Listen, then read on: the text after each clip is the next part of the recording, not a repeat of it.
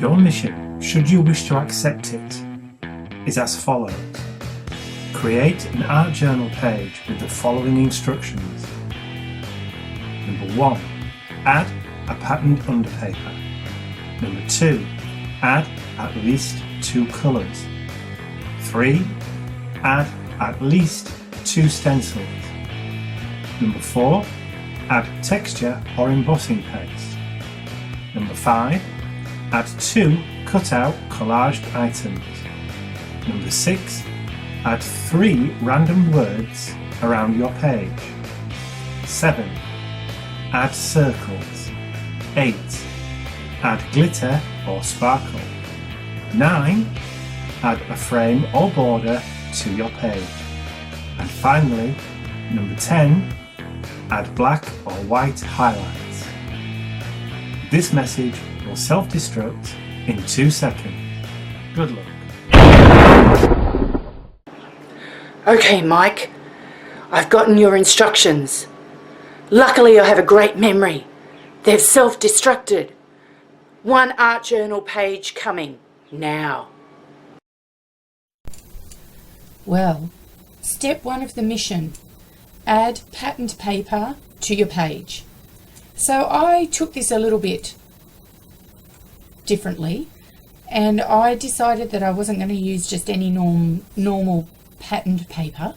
I decided I was going to actually use a printout of some artwork that I did, and also some leftover scrap paper / jelly prints.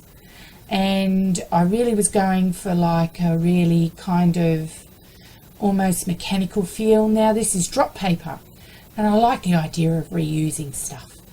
So for this mission, I decided that I was going to use drop paper. And you can see me, I'm just using Mod Podge.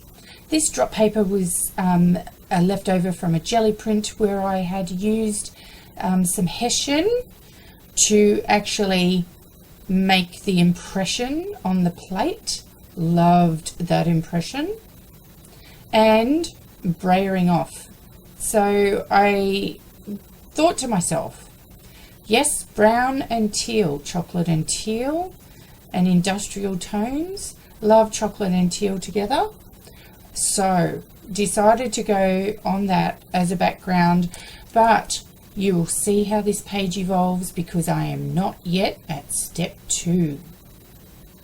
So with this, make sure that you always flatten your pages down as they are driving, your collage down as they are drying.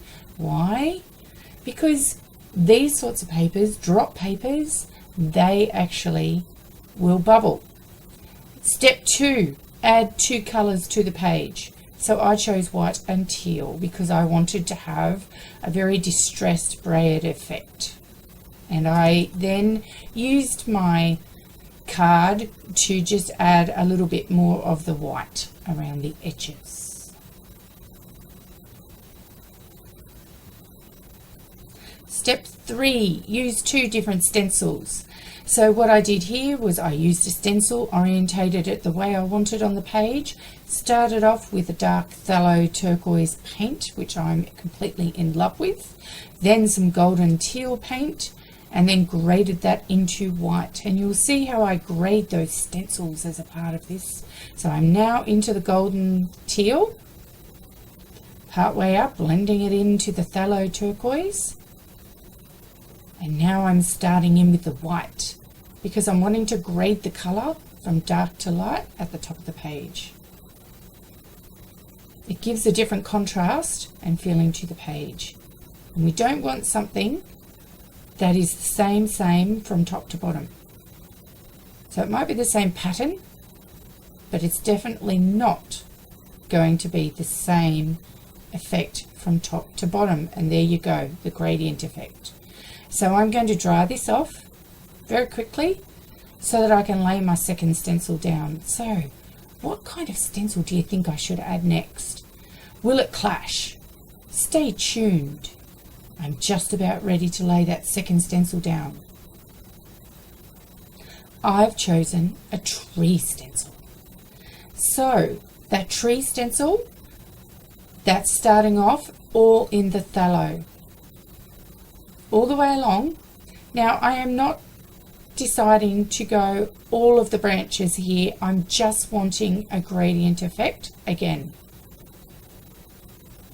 And I don't want the tree to really stand out on the page.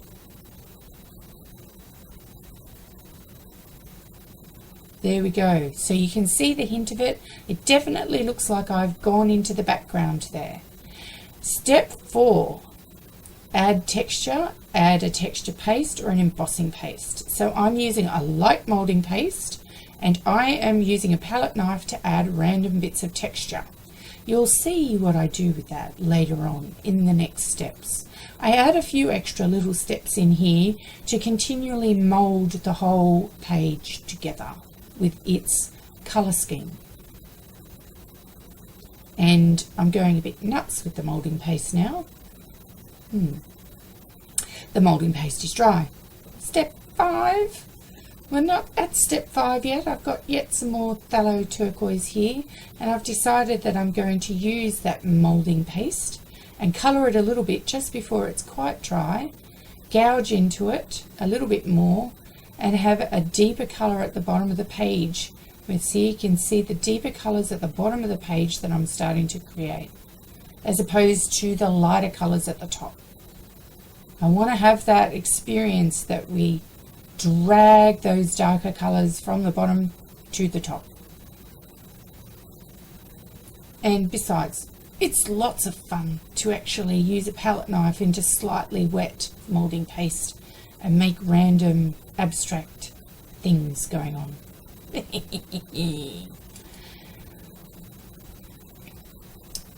Okay.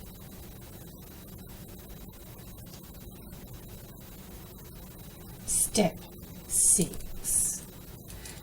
No, step 5. Add 2 collage items. I am choosing a La La Land fairy, and I'm also going to choose something else that's incredibly cute. So all I wanted to do was then marry her into this so that it looks like she's not completely in the foreground. Just gently.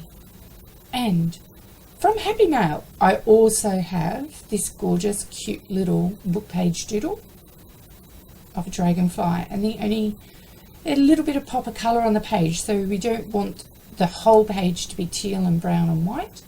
We put little pops of colour on the page to give points of difference. And to blend this into the page a little bit more, because of course it's been cut around and there's this little book pagey border, which I like. I am now using the same palette of colours to then just blend this into the background. So it doesn't look like it's just been stuck on the page, which essentially it has.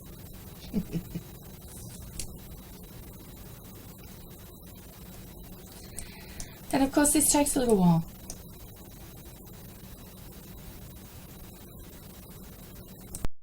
So now I'm doing the same thing and adding in a few little white highlights with the paint before I go to the next step that I've remembered. Because of course, my instructions destroyed themselves at the beginning of this video. So this is add 3 random words. Now I took this a little bit artistic license here. They weren't 3 random words, they were 3 words.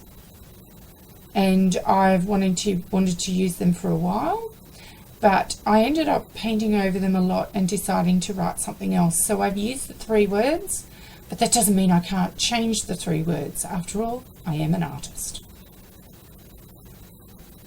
So now I'm going to blend that as well.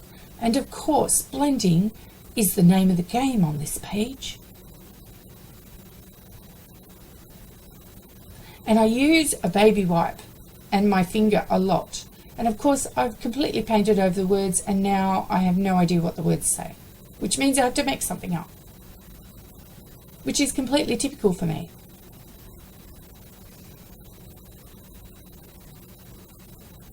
So now I'm using a baby wipe to smudge and apply more paint and just basically blend this into the page. And of course, yummy palette knife again. And I decided to add some white in the palette knife to the top because of course who doesn't like random whiteness?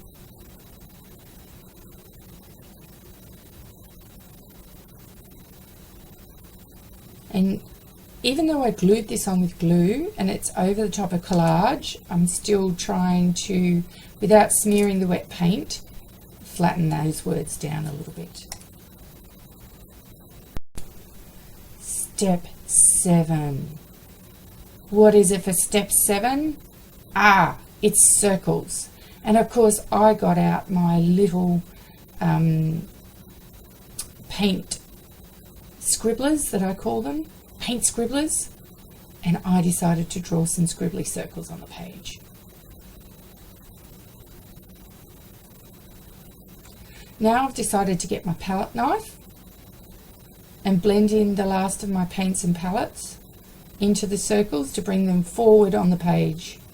Even though I'm blending in the colours, you can see that I'm using darker colours in the lighter parts and bringing those forward on the page.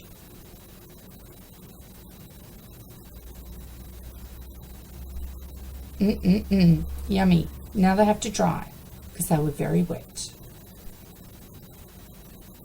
So now I'm adding glitter, and I'm not a big glitter fan. So the glitter is small and it's a bit of Kinder Glitz, and that's all I've got to say about that. Glitter is the next challenge.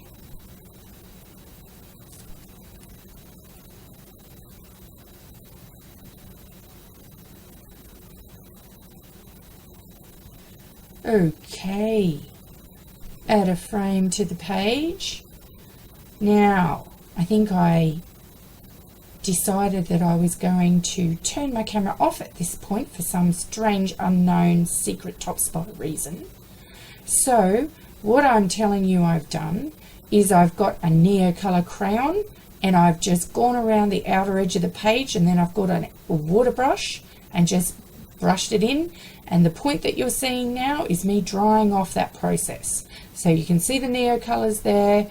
I just drew and scribbled around the edge of the page and then just blended it in with a water brush. And that is the frame, which is step 9.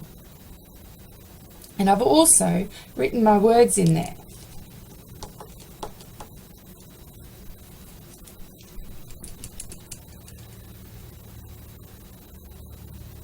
So, step 10, add black or white highlights.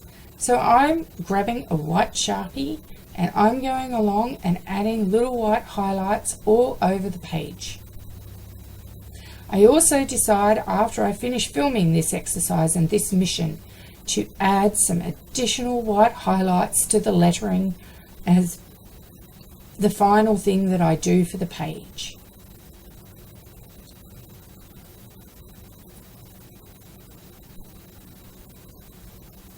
My mission is just about complete. It's important when we're doing these kinds of missions that we always bring our page together in a complementary style, that we have a look at the page construction and the layout of the page and all the elements that have gone for the page. And I trust that as you sit there and look at this page, you will think, yes, that is a finished piece of work. I always date my work because I like to know when my missions have been completed.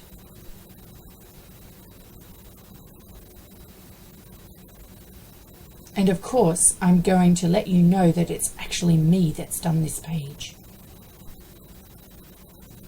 My mission is complete.